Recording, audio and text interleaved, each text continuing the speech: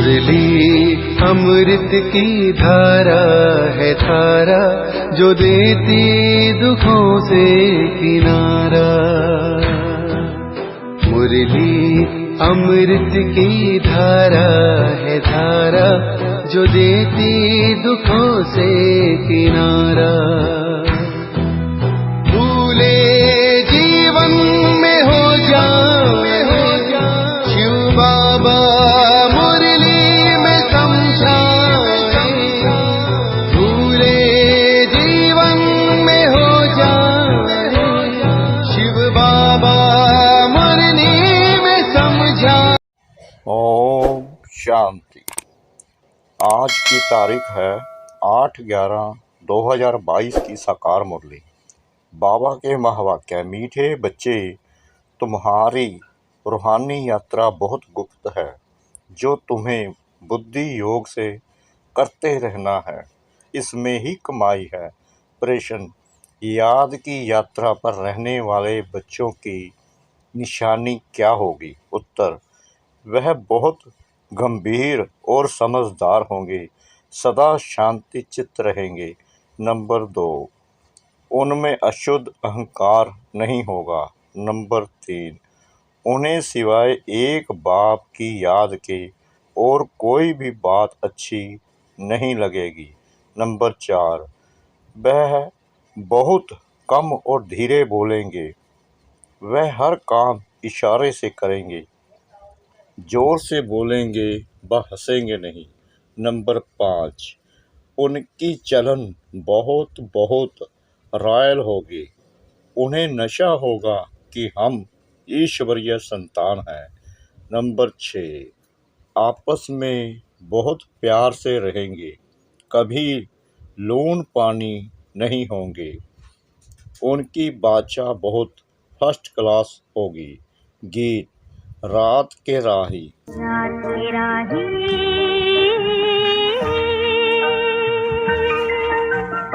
रात के राही, थक मत जाना, सुबह की मंजिल दूर नहीं, दूर नहीं, थक मत जाना, वो राही थक मत जाना, रात के राही।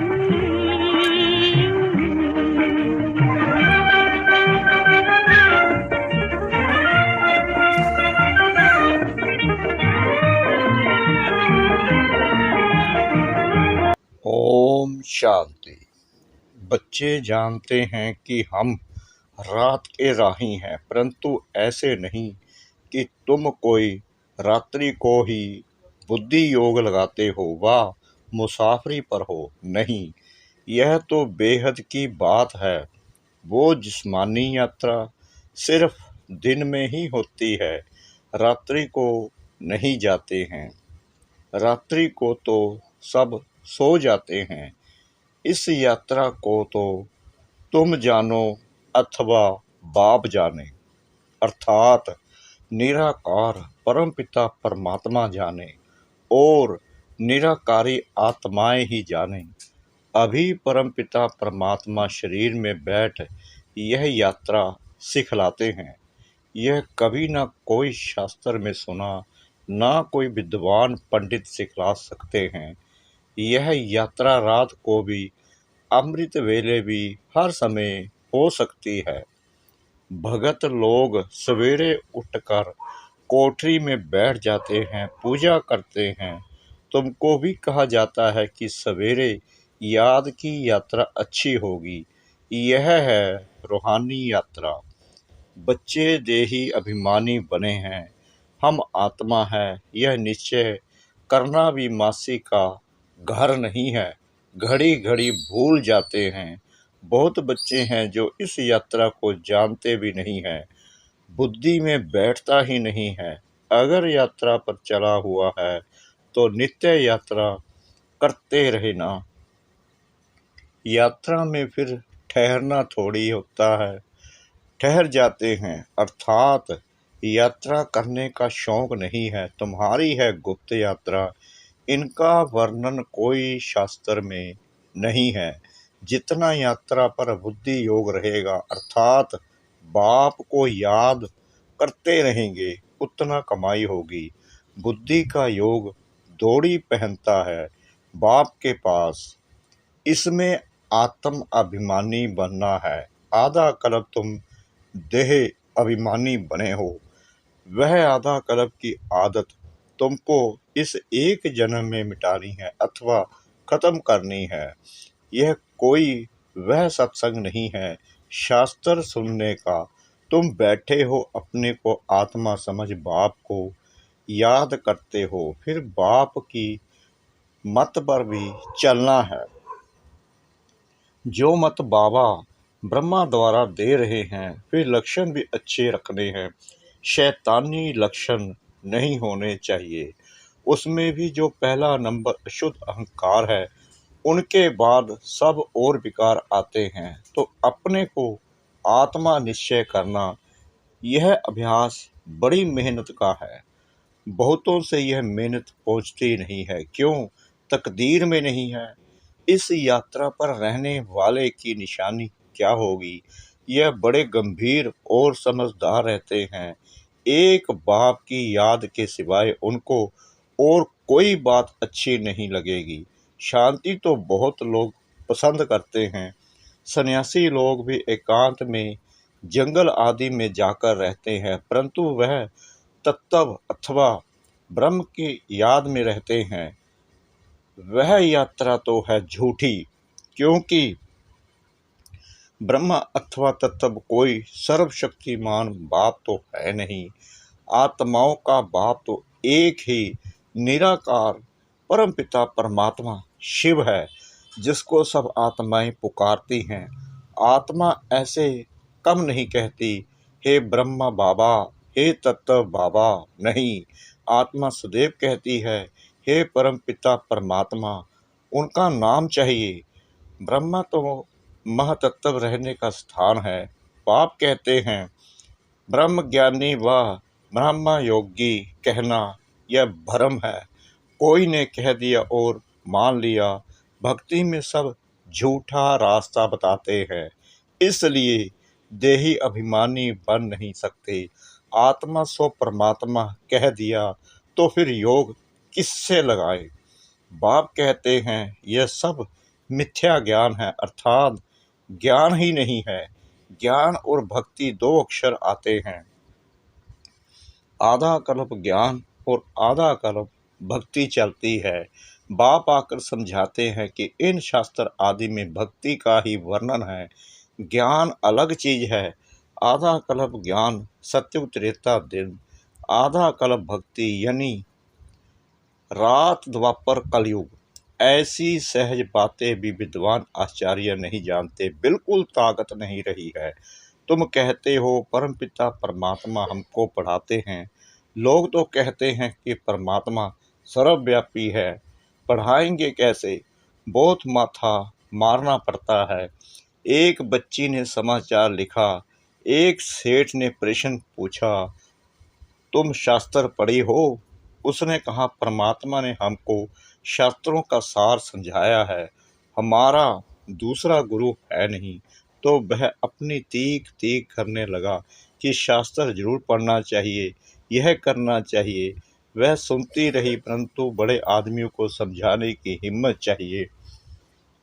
कहना चाहिए कि यह ठीक है, वेद शास्त्र पढ़ना है, परंतु भगवानुवाच कि इन्हें पढ़ने से मेरे साथ कोई मिल नहीं सकते, मुक्ति जीवन मुक्ति पा नहीं सकते। पहली बात यह समझानी चाहिए, परमपिता परमात्मा के साथ आपका क्या संबंध है? भल आप नगर सेठ हो, सिर्फ एक बात आपसे पूछते हैं, देखना चाहिए क्या जवाब देते हैं। क्योंकि बाप को सब भूले हुए हैं तो पहले परिचय देना पड़े, परंतु बच्चे ऐसी ऐसी बातें भूल जाते हैं, श्रीमत पर चलते नहीं। पहले श्रीमत कहती है कि मुझे याद करो, 1 घंटा आधा घंटा सिर्फ याद जरूर करो। कई बच्चे सारे दिन में 5 मिनट भी याद नहीं करते। यह सब लक्षणों से पता लग जाता है। अगर याद करते हो तो चलन बड़ी रॉयल होनी चाहिए। बच्चों ने राजाओं को कब देखा नहीं है। यह बाबा का रथ तो बहुत अनुभवी है, सबको जानते हैं। कोई जेवर आदि लेने होंगे तो महाराजा आएगा, सिर्फ हाथ लगाया और गए। फिर पोट्री आपे ही बात करेंगे तो उन्हों का कितना दबदबा रहता है। तुम गुप्त हो, परंतु बड़ा रॉयल्टी से चलना चाहिए।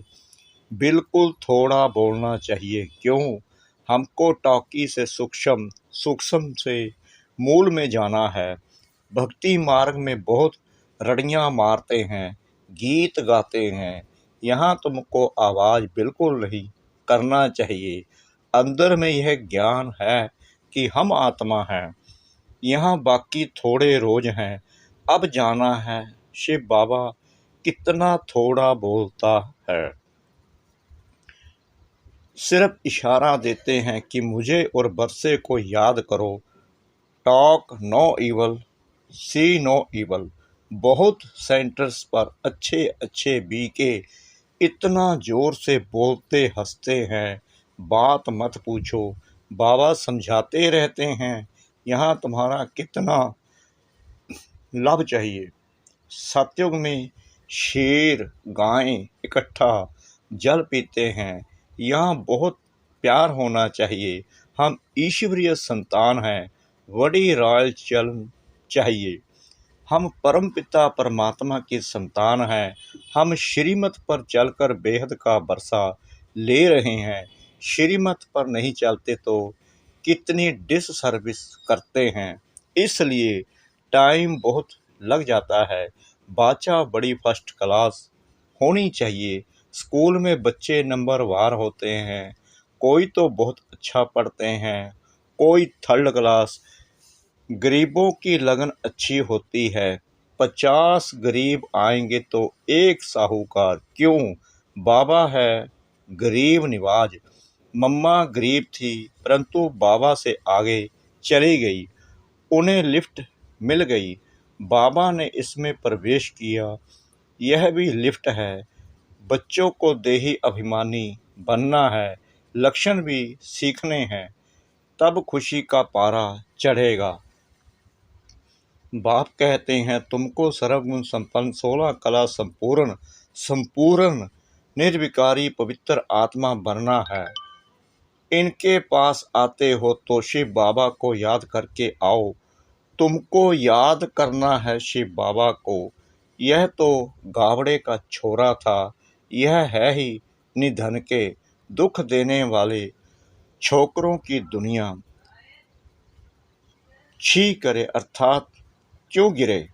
माए ने गिरा दिया है। बाबा कारण बतलाते हैं कि तुम भारतवासी स्वर्ग के मालिक थे, फिर गिरे क्यों? मुझे बाप को भूल गए, अब मुझे याद करो तो चढ़ जाएंगे। मुख्य बात है बाप को याद करना, ज्ञान की बातें सुननी और सुनानी है, सर्विस करनी है। मम्मा भी सर्विस करती थी, बाबा जास्ती नहीं जा सकते। बच्चे कमाई करते तो सर्विस करने वाले हो गए। बाबा को तो एक जगह रहना है, सबको यहाँ आकर रिफ्रेश होना है। यहाँ मधुबन में जो आते हैं तो सागर बाबा बहुत पॉइंट्स देते हैं। फर्क है ना? भल सेंटर्स पर अच्छे अच्छे हैं तो भी यहाँ आना पड़ता है। बाबा अच्छी तरह समझाते हैं।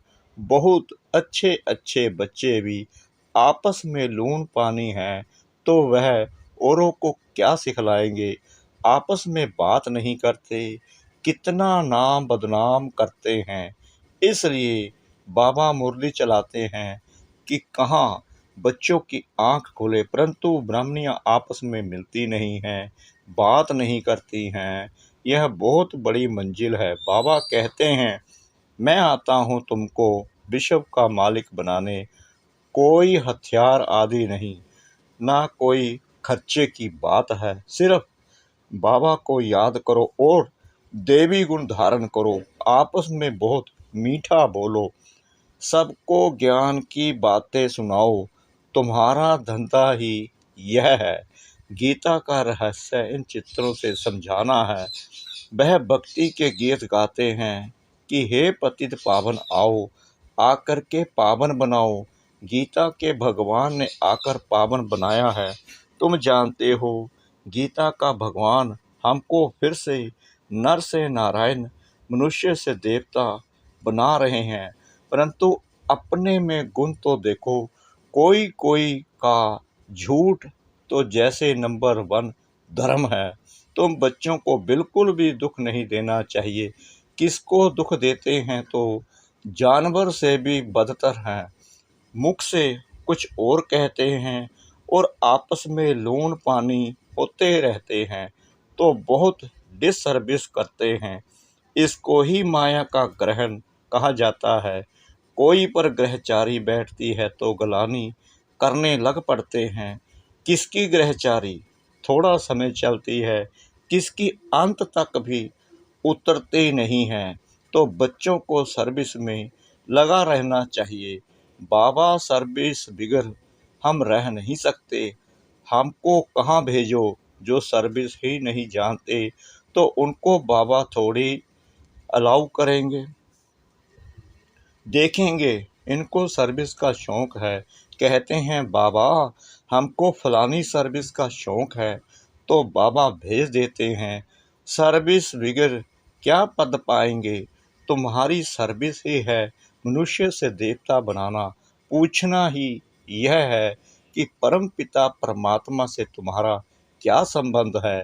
बाबा ने कुरुक्षेत्र वालों को डायरेक्शन दिए हैं कि बड़े बड़े बोर्ड लगा दो, मेले में यह पोस्टर जरूर लगा दो, तो सबका विचार चलेगा कि यह ठीक पूछते हैं। यह बड़ी अच्छी बात है। वहाँ पंडे लोग ऐसे हैं जो माथा खराब कर देते हैं। देखा गया है तीर्थों पर बहुत सर्विस नहीं हो सकती। बहुत समझ भी चाहते हैं, फिर कहते हैं हम अगर यह ज्ञान समझाने लग पड़े तो हमारी कमाई चट हो जाएगी। इतने सब फॉलोअर्स कहेंगे कि यह बीके पर आशिक हुआ है। इसमें बड़ी समझ और दूरदर्शी चाहिए। बलिहारी शिव बाबा की है, उनकी श्रीमत पर चलना है। ज्ञान में बड़ी अच्छी बुद्धि चाहिए, श्रीमत पर चलना चाहिए। बहुतों को अहंकार आ जाता है कि मेरे जैसा कोई है नहीं। कोई तो ऐसे बुद्धू हैं, समझते हैं कि ब्रह्मा भी क्या है। जैसे हम जिज्ञासु हैं वैसे ब्रह्म भी जिज्ञासु है।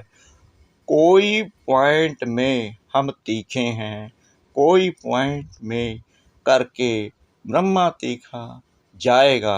अरे मम्मा बाबा तो जरूर सबसे तीखे होंगे, हम उन्हों का सामना क्यों करते हैं। बहुतों को अहंकार आ जाता है। बाबा कहते हैं रात के राही थक मत जाओ, बंदरपना छोड़ दो, नहीं तो फिर सजाएं खाएंगे। देवी गुण धारण करने हैं, किसको भी कभी उल्टी मत नहीं देनी चाहिए। जो उनका बुद्धि योग टूट पड़े, धुतियाँ उल्टी मत देती हैं। यह भी शास्त्रों में है ना। राम है एक, बाकी सब हैं सीताएं। बच्चों की चाल बड़ी देवी होनी चाहिए। अच्छा मीठे मीठे सिकला दे बच्चों प्रति, मात पिता बाप दादा का याद प्यार और गुड मॉर्निंग।